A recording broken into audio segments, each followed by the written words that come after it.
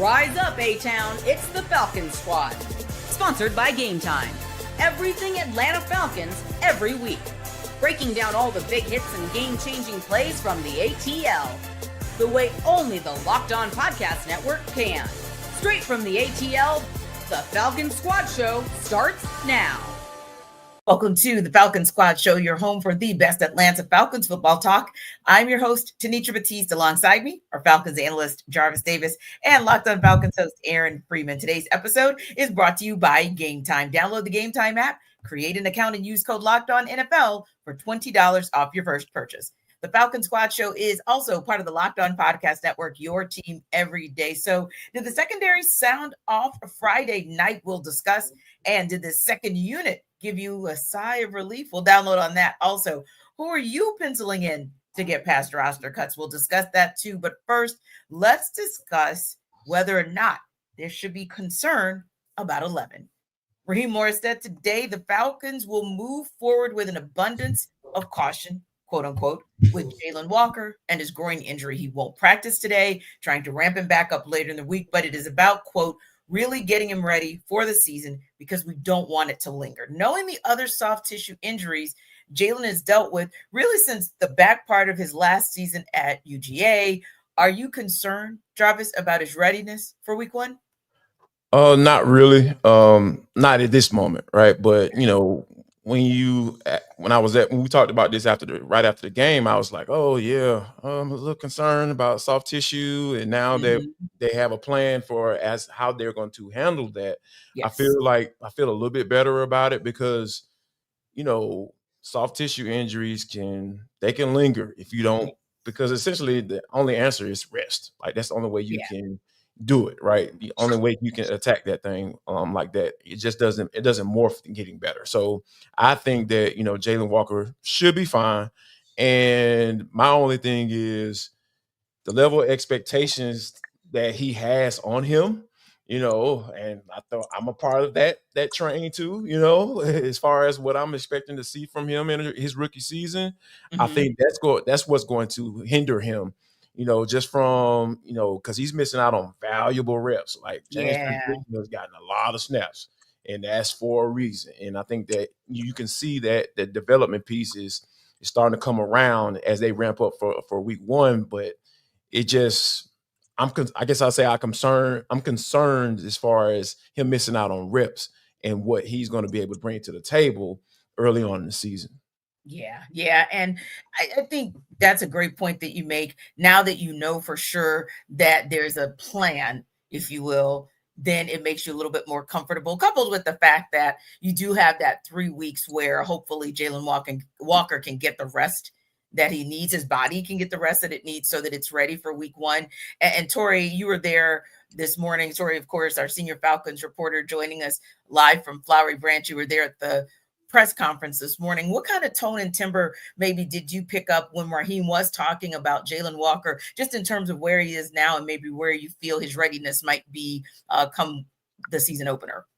I think it's pretty similar to, I think, how Raheem has been through this whole thing, where he's kind of been like, we're not concerned about it. Like, we feel fine about it. We're just having this abundance of caution, like using all of those words that Raheem has used before. I don't have any reason to believe otherwise, because I thought what Jaylen Walker did last week against the Tennessee Titans was notable. I thought he had a good week. I thought he had some good reps. I thought he looked good in some one-on-one settings, even though I know there's this one clip circling around, people being like, oh no, Jaylen Walker gets beat, whatever. Like, so does everybody. Like, so I'm not like overly concerned at this point. I think that it's honestly, when we're looking at where he is come week one, until I get the sense that like Raheem is worried about it, I'm not going to be worried about it, especially him saying like, we're not worried about it. He hasn't said that yet about someone like Darnell Mooney. He has not said that yet about someone like Storm Norton, where he's like, oh, we're not concerned. Like, we definitely feel good about having him back week one. That's not what he said about some of those guys. So the fact that he's sitting there saying that about Jaylen Walker, I'm like, okay, cool. Like, I'm not too concerned. Yeah. And Aaron, it's interesting what Tori mentions, because definitely different set of injuries and circumstances as it relates to Matthew Stafford and Jaylen Walker. But the reason I was asking Tori about that tone and timber is because on one of my shows yesterday, we talked about the tone and timber of Sean McVay changing from like a Monday to a Saturday as far as Matt Stafford and his status and his readiness and availability now and for week one. So I wanted to kind of ask Tori, like, what did she feel? What did she get a sense of? Because now there is great concern about Matthew Stafford's readiness coming out of Rams camp. But that said, where are you as far as your comfortability with Jaylen Walker, the progress he's making, the plan that Raheem Morris has in place for him? I'm a little concerned. But it's mostly just because, as you said, T at the top, like this has been a consistent issue throughout this offseason with soft tissue injuries with Jaylen Walker. And it's like, these things haven't gone away, and it's like, okay, until they go away. So I'm only a little concerned, like, on a 10-point scale, I'm at probably like a 3 in terms of that. But it's a similar conversation that we had, at the beginning of training camp when Darnell Mooney went down, and it's like, oh, he'll be back. And it's like, I'll worry about that when we get to that Wednesday before week one, I believe September 3rd, and the Falcons have to release an injury report. And if Jaylen Walker's on that as a limited participant with some soft tissue issue, then I'll be a little bit more concerned about it than I am currently right now. But I think right now, Raheem Morris and company, as Tori laid out, deserve the benefit of the doubt at this point in time, where if he's going to be practicing this week, I don't think he'll probably play this week, but we'll see on that. If he practices this week and then you have a couple of weeks between now and the start of the regular season, that's plenty of time, hopefully, for him to get back to 100% for September 7th in that Bucs week one game. So I'm a little concerned just because this problem hasn't gone away yet, but it certainly could go away in the next couple of weeks. Indeed. And Jarvis, one of the other things we talked about last week was whether or not we would or even should see Kirk Cousins under center. Were you surprised he didn't play Friday? Do you think he should have? No, not really. Because when you think about, Kirk's a vet, and if he gets in there and had any type of time to throw the football, we know that he was going to be capable because, he's 100%, as far as we know, in camp, and he's looked good when he's had time behind that second offensive line. So, given how that offensive line played in the pass pro, I thought they did a better job, as far as protecting the quarterback. But, there still was some issues in the run game. But, I don't think that, Kirk is in the stage where he needs to go out there and prove himself. And so being that that's the case, as long as he's healthy, I feel like the Falcons know what they need to know about him at this point. Just to play devil's advocate, I don't think that it's the Falcons that need to know what Kirk Cousins is. I think it's other teams in the league that kind of need to be put on notice as to how healthy he is, how he's doing. Because the last time out, this is somebody who was not making the right decisions, did not look healthy. He goes on, Netflix and says that he wasn't healthy. So I think that if you are another team in the league and something happens and you're like questioning what Kirk Cousins' status is, if he were to go out and, I'm not saying that means like play him for a full quarter in the preseason. That's not what I'm saying. But I think it would have been nice to at least have some live looks at Kirk Cousins as a potential tradable asset down the road, to be like, hey, look, guys, he's healthy. He's ready to go. Like everything that happened in November, forget about it. Like he looks like that guy in October. Like, I think that is like, to me, like that's kind of where my head is as to why you would try and play him in the preseason. Again, though, he is a 13-year vet, so you could kind of say, well, everything he's done up to this point, like, perhaps you kind of take that for what it is. I get that. But just to kind of play devil's advocate a little bit, like the last time we saw Kirk, I don't know how many people would be like itching to get him on another roster. So that would be my one argument. No, Tori nailed it. It was we talked about this on Thursday's Falcon Squad before the game, where it's like it's a risk reward, right? The risk is if you play Kirk and he doesn't look good, that pretty much kills any potential trade market you could have for Kirk in the future. And if he looks great, then it potentially creates a trade market that right now doesn't really exist at this point in time. And so the Falcons had to kind of weigh the risk reward of like, are we going to get the reward? Like, is Kirk going out there with the second string players going to lead to Kirk balling out this against the Titans for 1 or 2 series? And again, maybe it could have happened, but like, I'm not surprised that the Falcons were like, we're chasing something that is probably not going to happen. So what's the point? And so, it wasn't a shock to me that Kirk didn't play on Friday. At the beginning of the week, I was like, oh, there's no chance Kirk's playing. And then as we got in the week, it's like, maybe there's a chance. And then by the time we got to Friday, I was like, yeah, I don't think Kirk's going to play. Because it's just like going out there, and no offense to the David Sillses and the Dylan Drummonds and Jack Nelsons of the world, but it was just like, I don't know if you're putting Kirk in a situation playing with those guys for 8 snaps or whatever it would have wound up being, that is going to put him in a position where he can do the thing that Tori was just talking about, which is go out there and play great football. And all of a sudden people are like, hey, that Kirk Cousins, hey, maybe we should give the Falcons a phone call and carving him up. Yeah, let's see what's going on with Kirk. Get a little taste of that Kirko. You get this incredible quarterback that hasn't forgotten how to play quarterback. Like, it just didn't seem like that was likely given the circumstances. So it wasn't a shock to me that the Falcons were like, you know what why are we chasing this? Just keep it moving. Speaking of QBs, the Falcons announced today that they signed Ben DiNucci, waived injured Emory Jones, who's in the concussion protocol, and they also released wide receiver DJ Chark. So not surprised by the QB signing after Jones' injury in Friday's game, Jarvis, but were you surprised by the release of Chark? No, not at all, because when you think about the rotations and what is at stake right now, Darnell Mooney is hurt. He was brought in to be a camp body. Easton Stick vouched for him, and Terry Fontenot listened. And hey, bring him in. We got an injury. We need an X wide receiver. Need an X receiver. So let's bring him in. But all you've heard since Chark has come in, oh man, Casey Washington, he's just been that guy.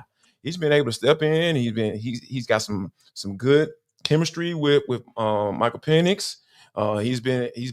He didn't dress out, in the game. So it's just like, hey man, 82 sitting real pretty right now. Like, you don't have to worry about the Grim Reaper coming around and giving him a pink slip, once it's cut down time. So I think that, when you have a guy that's been a journeyman in this league, and you understand the physical traits and see those once he walks out on the field and puts on a uniform, but you have guys who've been in the system who are young and cheap, and there are guys that you brought in. Those guys are always going to trump those guys that you bring in off the street. Yeah. And what about you, Tori, when you look at the decision for the release of DJ Chark? Were you surprised? Do you think that was the right call? I think it was the right call, because I do think, to Jarvis's point, it's like you kind of see the writing on the wall of who is going to make this 53-man. And honestly, I don't think that DJ Chark was even close to the pecking order of even, being in competition with some guys to have that 6th or 7th spot at that position group. So I think because of that, someone with the name recognition of DJ Chark, I think if he were to be like, hey, I think I could probably go get another opportunity somewhere else. I feel like he's someone with connections, with enough proven experience that could potentially be the case at play here as well. That he's a bit like, hey, let me go see if there's another roster that I can make. I know kind of I'm not cutting things here. So that's to me what this move signifies. And I think honestly, it's probably a do right by both parties. The Falcons being like, hey, we don't really see you on this 53-man, and DJ Chark being like, yeah, no, me neither. Let me go find a 53-man I can't be a part of. Yeah. And I think you're right, Tori. Aaron, it just kind of felt like as we're approaching the second game of the preseason, DJ Chark was going to be the odd man out. Yeah, I mean, Jarvis nailed it, where we've been talking about Casey Washington in the practices and how good he's looked in that sort of X role with Darnell Mooney down.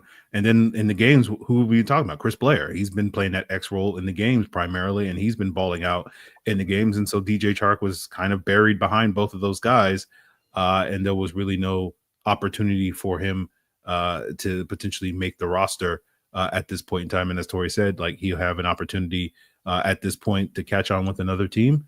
I know one of the things that he said, he was close to retirement as well before trying to get back here in Atlanta to see if he's got one more shot here. So that also gives him an opportunity to do that if he is done with football, as he appeared to be close to earlier this spring. So, the options are available for DJ Chark, whatever he wants to wind up doing. But as everybody else said, I don't think he was going to be on the Falcons roster come September.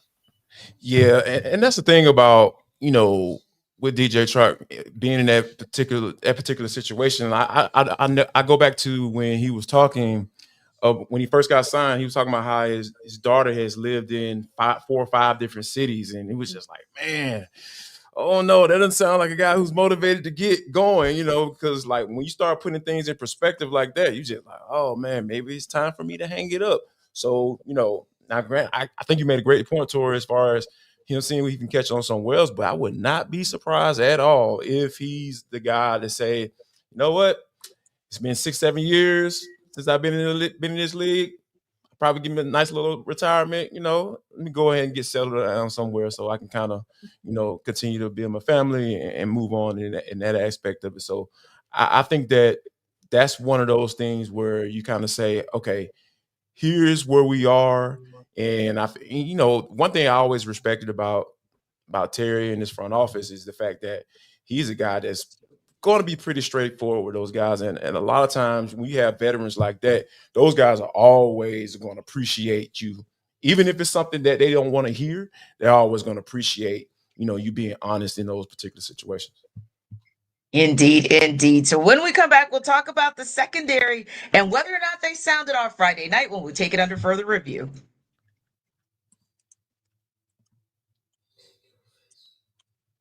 This episode is presented by Yahoo Fantasy. It's the best time of the year. NFL kickoff is almost here, and that means fantasy football season is back in full swing. And this year, Yahoo Fantasy is turning things up with a fantasy football experience like never before. So maybe, just maybe, the squad show is going to tap in and play Yahoo Fantasy. And you should too, whether you're a first timer or a veteran making your millionth league. One of the features that you might want to check into is the new Guillotine Leagues they just dropped. To celebrate 28 years of fantasy football greatness, Yahoo Fantasy is dropping 28 big new features over 28 days throughout August. To kick it off, they just dropped Yahoo Fantasy Guillotine Leagues, which is a killer new way to play fantasy football on Yahoo, where the lowest scoring team gets eliminated each week until there's one team left standing. With the season around the corner, now's the time to get your league together and give this new mode a try. If you're more into the classics, you can still play in head-to-head private leagues or join a public league. So stay tuned for more killer announcements and start playing Yahoo Fantasy Football now at yahoofantasy.com/LockedOnFootball. Locked On NFL, that is.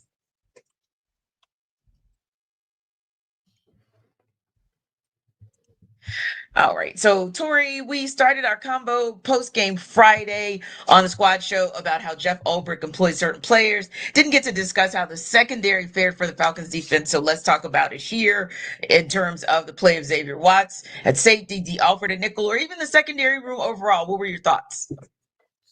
So I think for me, it all stems from Natrone Brooks. I think that he is somebody who has had a fantastic camp.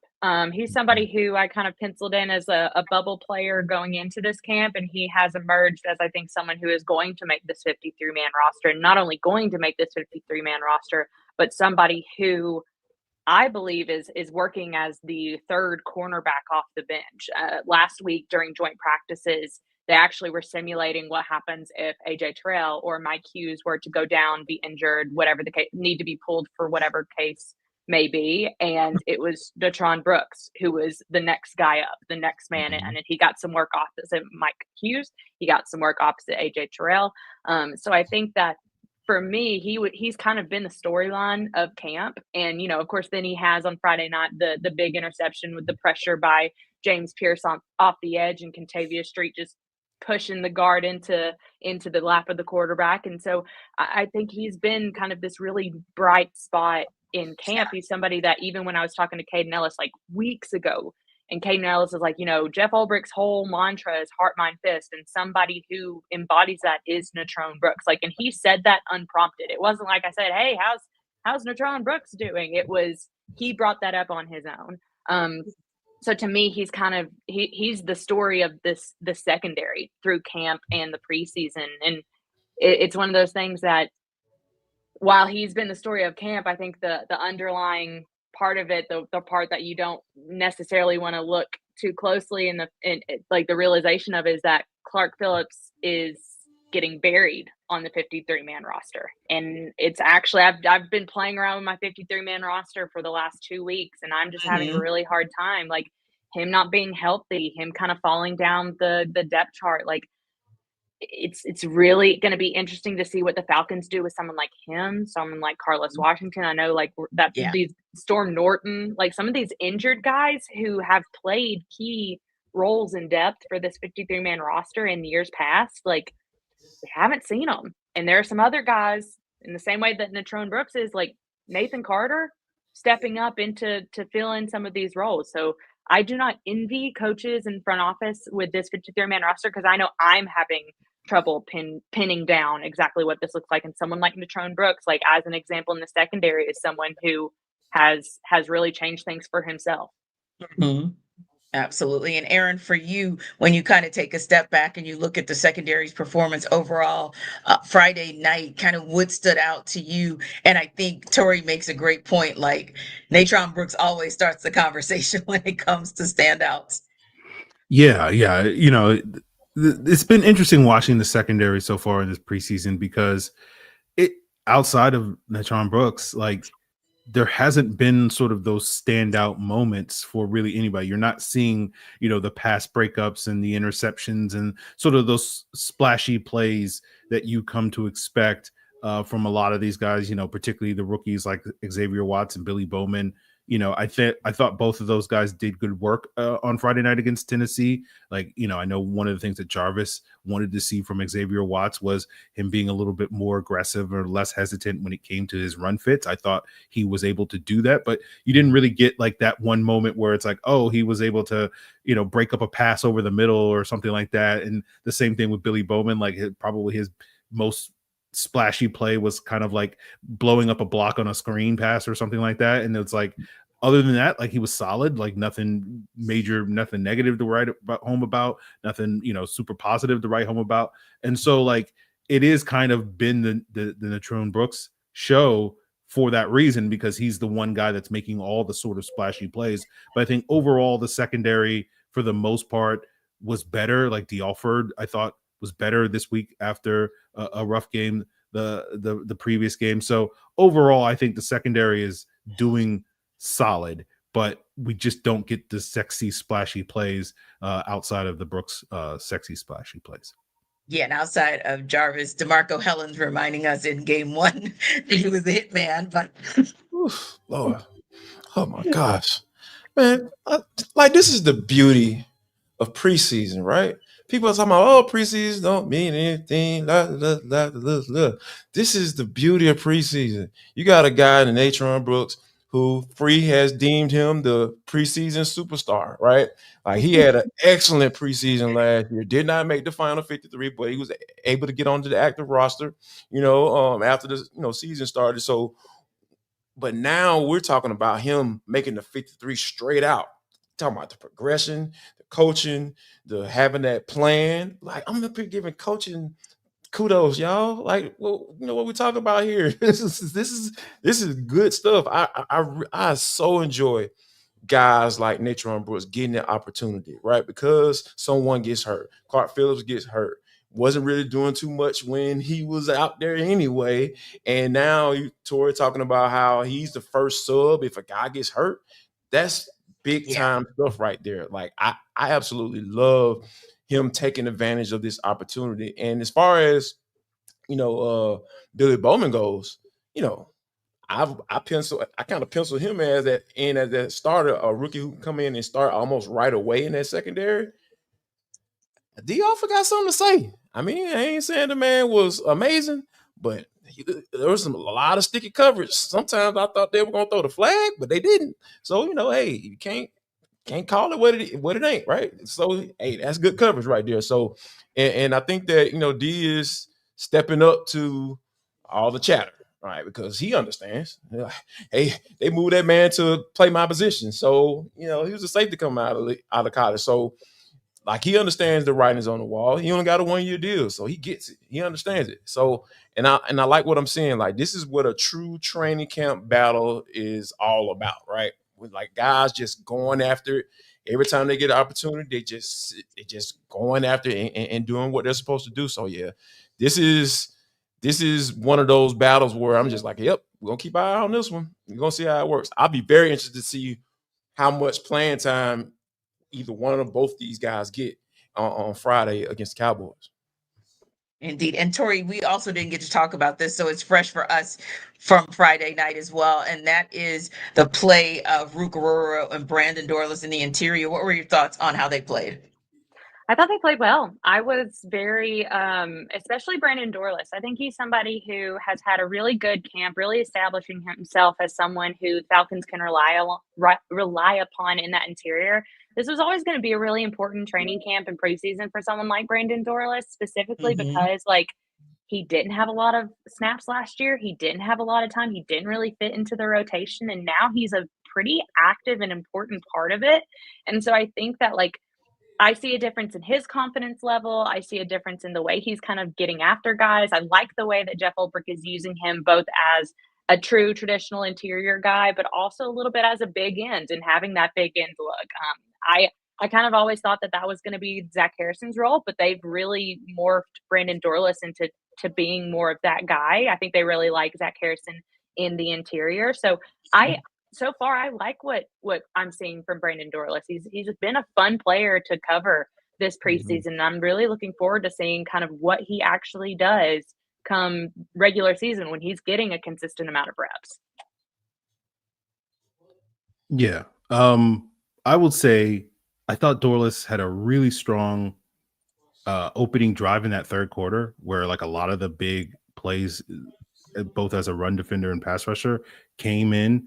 With Rook, I think he was a guy that, Rook is solid because like Rook doesn't make the splashy sort of sexy plays that I think, others make, but like he just is just consistently doing his job. And that's kind of what you're hoping from Rook, or at least I'm hoping from Rook. I know other people may be hoping a little bit more from him, but like to me, that would be a good first full season for Rukaroro as opposed to last year he did get some playing time, but this is kind of his rookie year. And so coming into the league and just like, hey, just do your job. I know there's a big expectation that he's going to sort of fill the shoes of Grady Jarrett. And I'm like, I don't know if we should be putting those expectations on him. So I'm just like, just do your job. And I think Rook consistently has been able to do that. I think Dorlus, you've seen the flashes, particularly as a pass rusher. And I think on Friday, he got to show off his run stopping capabilities.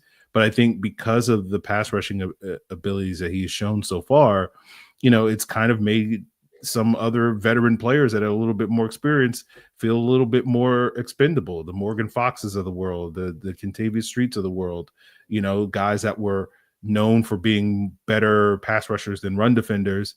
It's like, whoa, we got this young up and coming guy that's also kind of fits that boat. And it's like, are we going to keep these guys around that are going to prevent him from getting those opportunities this year? So I think that's going to be a question the Falcons going to have to answer by the end of training camp and when final cuts happen. But I think so far these two young players have shown progress from a year ago, from what they were able to do in the preseason, not necessarily the regular season because they didn't get to play the regular season.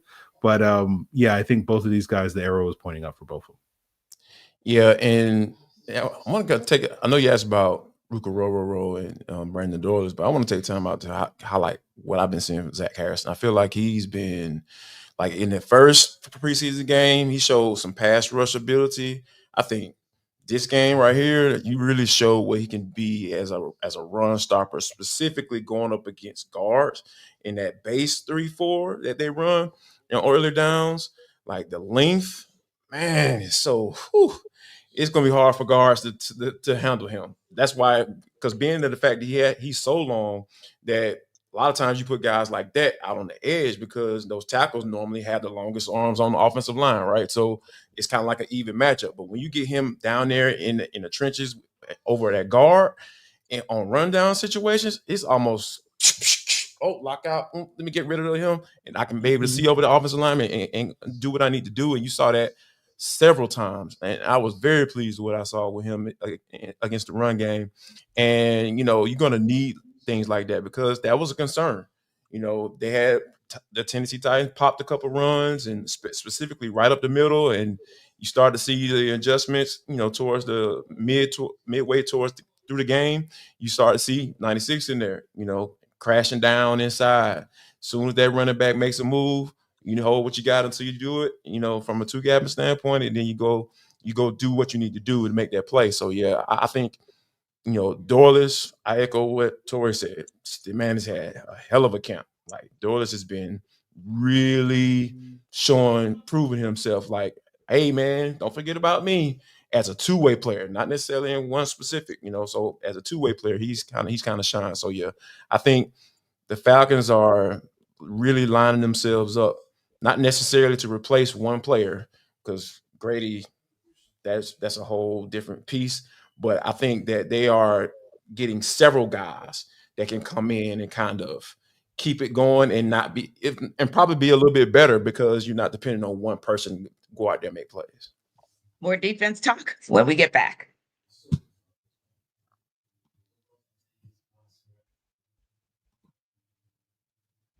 This episode of our Falcon Squad show is brought to you by BetterHelp. These days, feels like there's advice for everything: cold plunges, gratitude journals, screen detoxes, but who do you know and what actually works for you? With so much information online about mental health and wellness, it can be overwhelming to figure out what's true and what will actually help. That's where talking to a licensed therapist through BetterHelp can make all the difference. You get real, personalized guidance instead of just guessing based on something you saw on social media.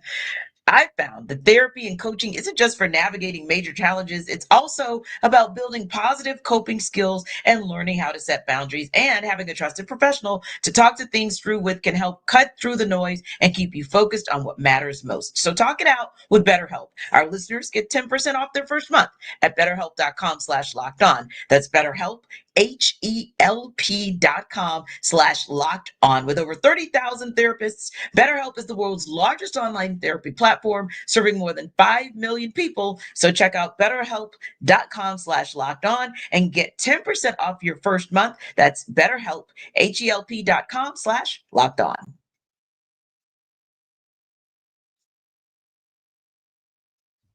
So Jarvis, we of course saw the newly signed Ronnie Harrison get some work in at inside linebacker. So we want to start with him, and we'll talk about another signing just in a moment. But Raheem Morris had indicated that that's the spot where the Falcons wanted to use him. So how do you feel he did? I thought he did fine. I thought he did a fine job because, like, when you think about reasoning for him coming in, like, you got to think about, okay, I need some bodies to play inside linebacker because I've maybe seen enough from JD Bertrand. I don't want him playing in that third game, and you want to be able to maneuver those guys around a little bit, and maybe potentially be able to keep him around if we really like what we see, and we don't want to maybe want to move on from D'Angelo Malone. I'm not saying that's going to be the case, but I'm just saying, given the scenario as far as how the front office may be thinking when they're talking about bringing guys in to play certain positions. So I thought he did a fine job. Like, yeah, he gave up the touchdown against Gunnar Ham, but that was pretty doggone good coverage. I felt like Ham just made a heck of a play, even with Jordan Fuller on the top of him. So it was a really good throw, really good catch. So, hey, it's not more you can ask for when you're in his hip pocket like that. So, yeah, I thought he did a solid job. And what about you, Free? Were you pleased with, or was it satisfactory, Ronnie Harrison's performance Friday night? Yeah, I was. I completely forgot about him giving up that touchdown just because I just like, that's just a heck of a throw and a heck of a catch. Like, that didn't even go against him. When I was like breaking down the game for my Locked On Falcons insiders over the weekend, because I didn't even factor that in. I was just like focused on all the other things that he was doing. I thought he did other things well. He was aggressive when it came to fitting the runs and whatnot.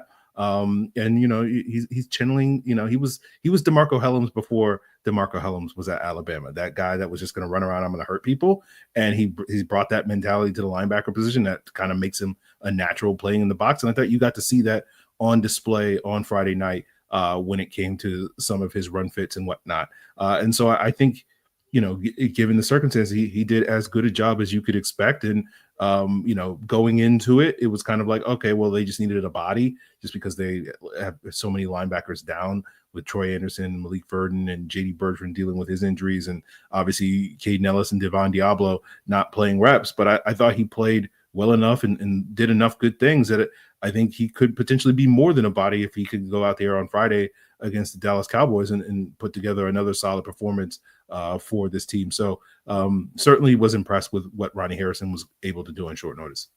Okay. And speaking of that, we talk about that free all the time, whether or not there are guys added to this roster who are going to be substantive or who are essentially going to be bodies. So we found out this morning, according to the Schultz report, that the Falcons are signing former Patriots and Broncos edge rusher Ronnie Perkins. So what are your thoughts on that Perkins signing, Jarvis?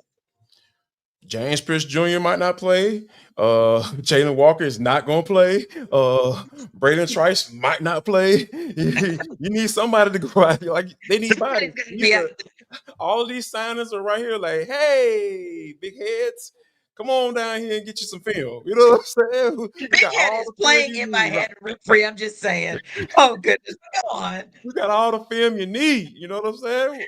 Whatever film you need, we got it right here waiting just for you. So yeah, no shade, you know what I'm saying? But hey, this is what it is. Like, this is how this thing works, because the Falcons are basically saying that, hey, our roster is set and we need some people to fill 4 quarters. So if you want to come up here and get your get your little stipend and go ahead and play in the game and get you some tape, you know what I'm saying? So you can send out to all the 31 other teams. Hey man, by all means, go ahead. So yeah, this is exactly what this is. And like I said, it might be an opportunity because you never know. Yeah, it's the same conversation where it's like he's coming in to be a body, right? The Falcons have talked about how, you're gonna get 4 snaps and then you're gonna be off the field. Not on Friday night. You might get 36 snaps before you get a break with some of these guys. Not 4, but 40, right, Free? So it's one of those things where it's like they are looking for bodies at this point in time, but there is opportunity, as we just talked about with Ronnie Harrison, where it's like, if you can go out there and make some flash plays, not only could you impress the Falcons, where it's like, you're probably not going to make the roster, but certainly you're going to be on speed dial for potentially the practice squad. Potentially if there's an in-season injury or whatever, that's an opportunity for you, as well as what Jarvis is breaking down, where it's like somebody else may be like, hey, we saw Ronnie Perkins do some things, after 3 days of practice. What could he do if we get him in our building for 3 weeks, and what could he be doing in our building? Especially for a player like Ronnie Perkins, who his career kind of got derailed early on because of injuries, right? And never really got that opportunity. So this is a golden opportunity to basically say, hey, I was a 3rd round pick for a reason. And I can go out there and show that on Friday night against the Cowboys, and maybe makes a couple splash plays. And that allows other teams or the Falcons to be like, hey, there's something here. So that's really what, we call them bodies in the sense of like, oh, they're probably not going to make the Falcons roster, but it doesn't mean that there aren't opportunities that they can exploit and be able to land a spot on somebody else's roster.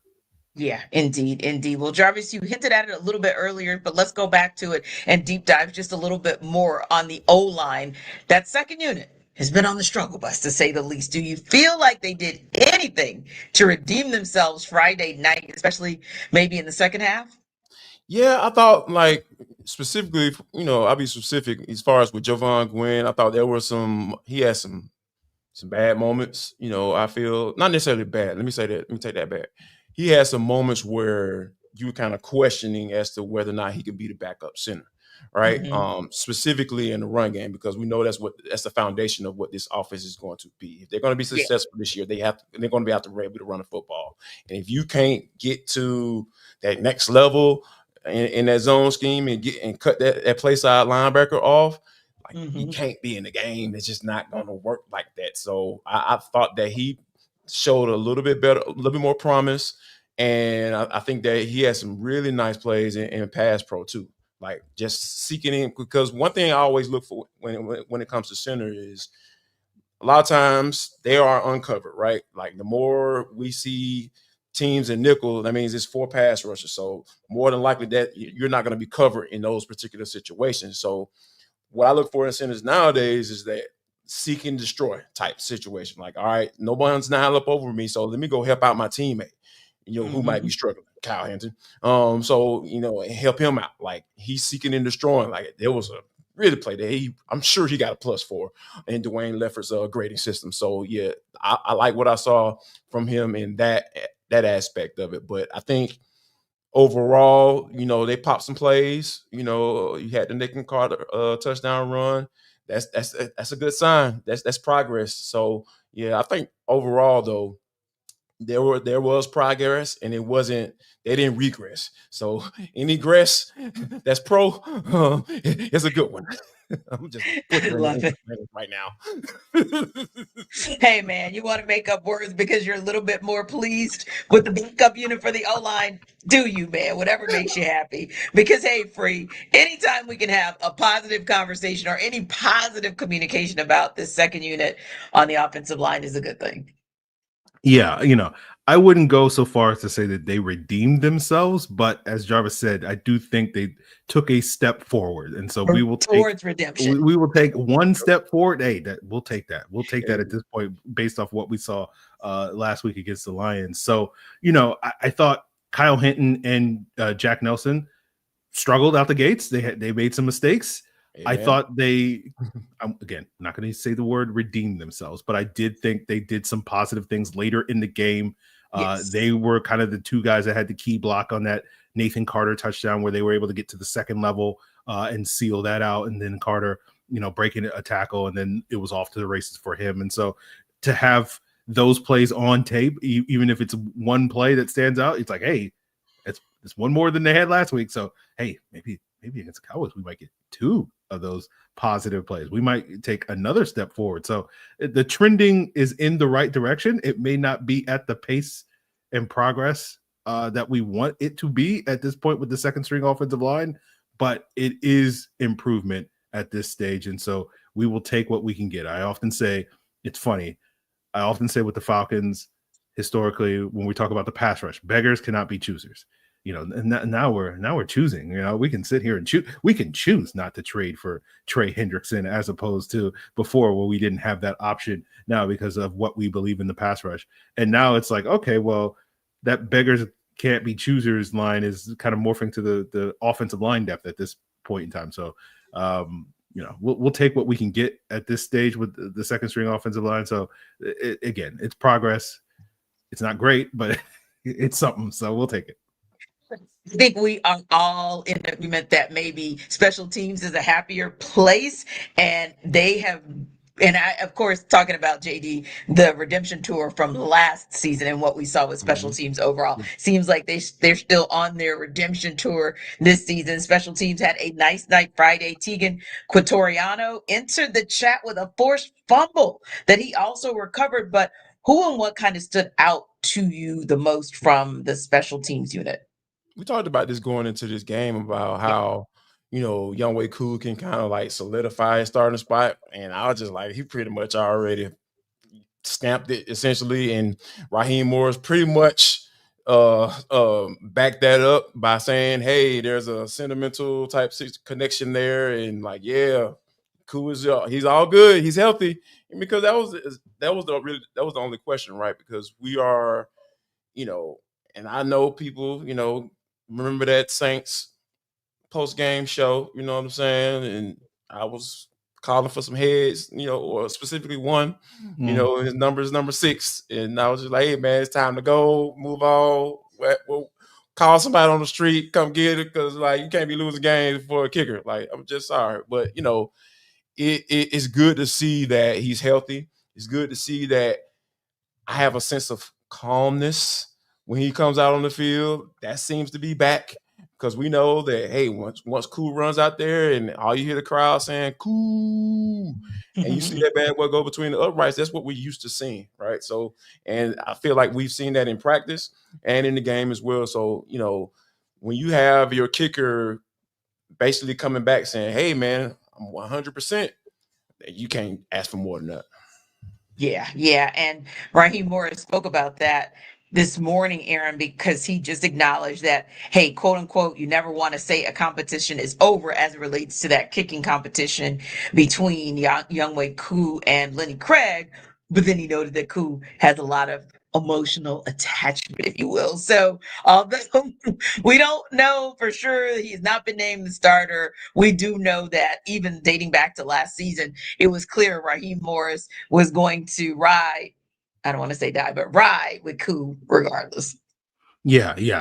And basically, unless we start hearing that Koo's shanking kicks in practice this week, like I think it's safe to assume that this competition is a wrap. And Raheem's not the only one that had emotional investment. I got emotional investment just because of the arguments me and Jarvis were having last year on Locked On Falcons about this whole situation. And so I was a little nervous going out there in those first kicks on Friday night, being like, man, I really need Koo to make these kicks because I cannot have Jarvis throwing this back in my face at this point in time. So I very much have an emotional. I would do something like that. Yeah. You wouldn't. You've been waiting the whole time. You've been waiting for 8 months or whatever for this to be like, well, look who's Lenny Creek, all that, So I very much was happy to see Koo make those kicks on Friday night. Bradley Pinion had himself a game.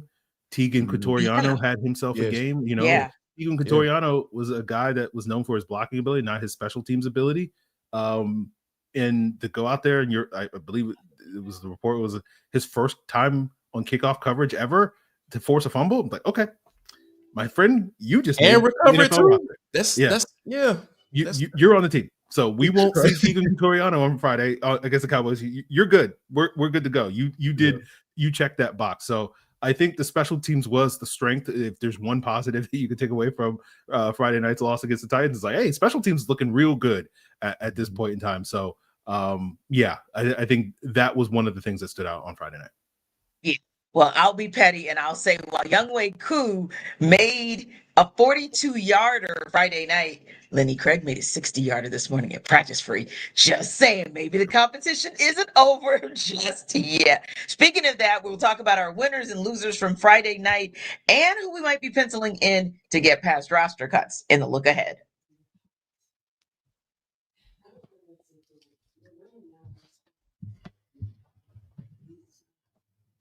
All right, Aaron. So I know we talked about some of our winners and losers, some of the guys who hit for us, some who missed against the Tennessee Titans Friday night. But when you think about it, and this can be offense, defense, or special teams, let's talk about who hit for you against Tennessee Friday night. Yeah, I mean, for me, it's kind of the conversation when you ask me like who won.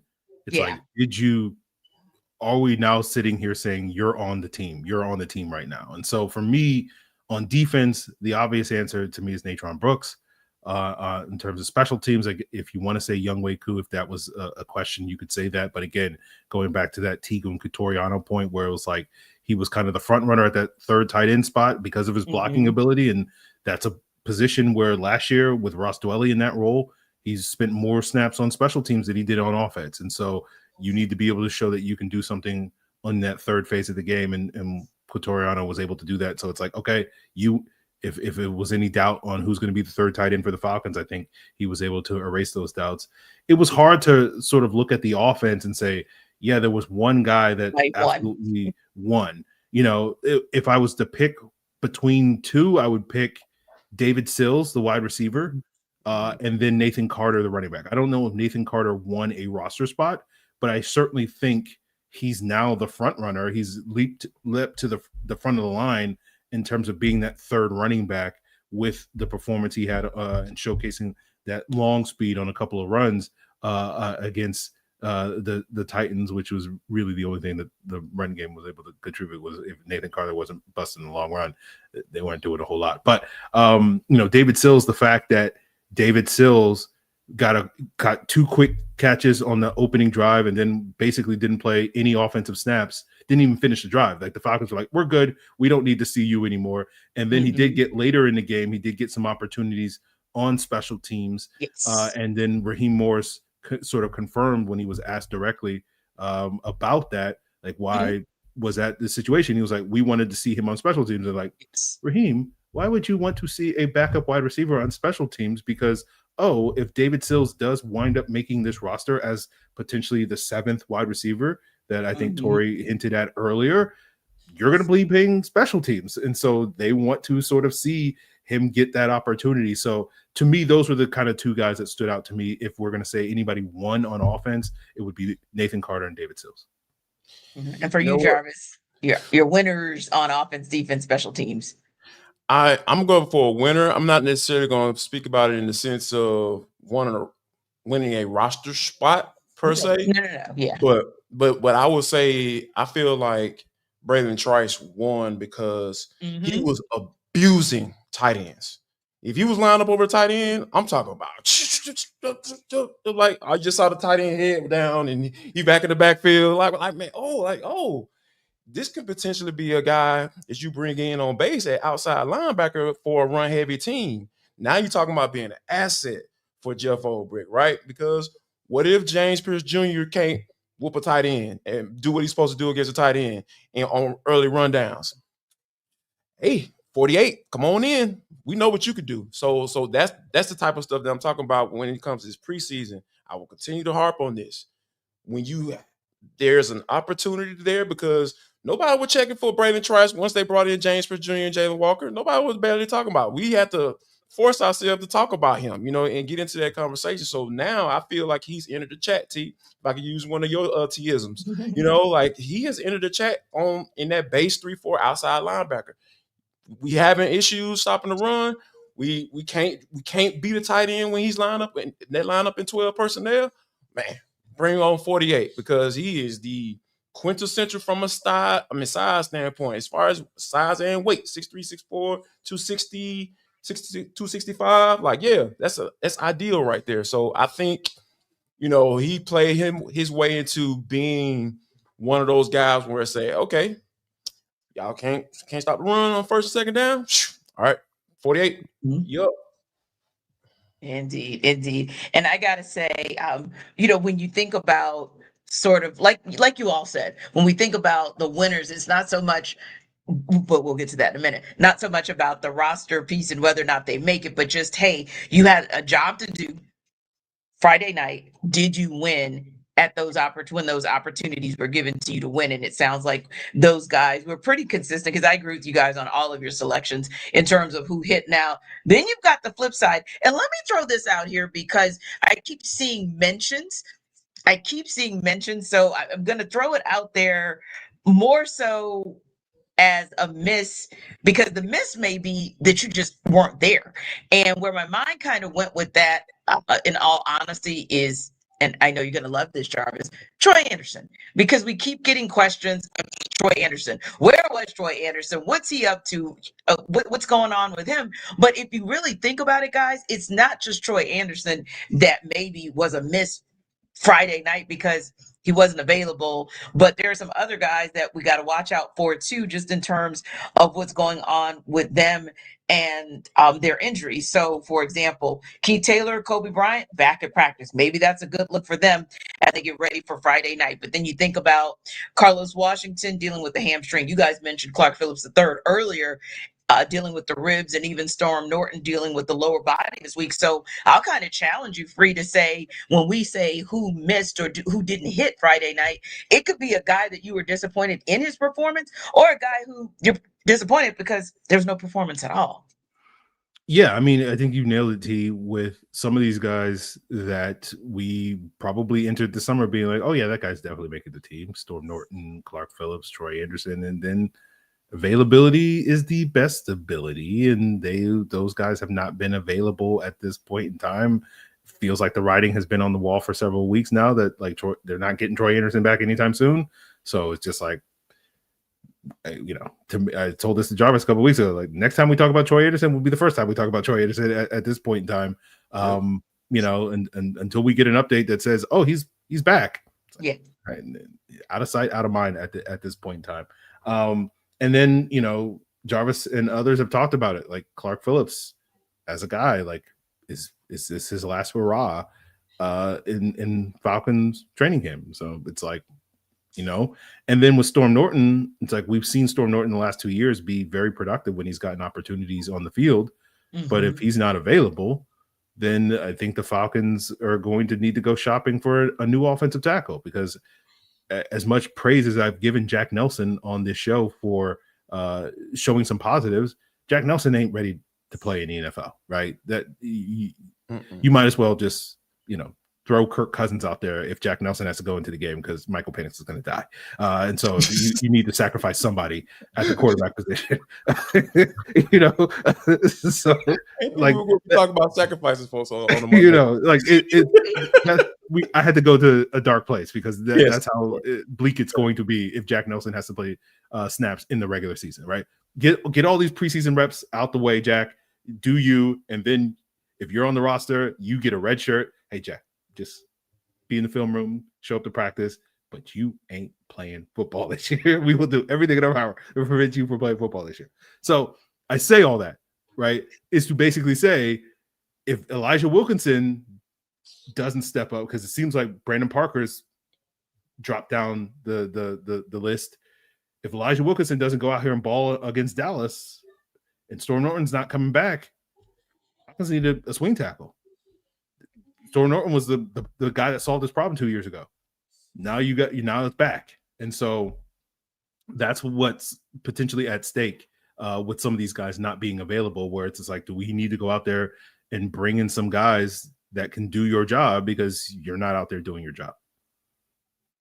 Yeah, I think for me, I'm going to go with a guy that had a lot of hype, momentum coming into training camp, and that's Nick Nash. And the one thing about, I feel like when people have to look at, or front office personnel guys look at, when like what are some of the other things that you can do besides catch the football, right? We know Nick Nash put up ridiculous numbers, coming out of college, right? Can you block and run situations? Because you're not good enough for us to be having you in the game when we're passing the football. Nobody ain't that good. Well, Jamar Chase might be, Justin Jefferson, all those guys. But we're not on that level. It's not the conversation we're having, sir. So I think there were some opportunities for him to kind of take advantage of that and add to the conversation to potentially be on the practice squad, right? Because essentially that's where he kind of falls in my eyes. And I feel like he just missed out on an opportunity to do it. And there were some times where he missed a block and it was his man and everybody else was blocked up.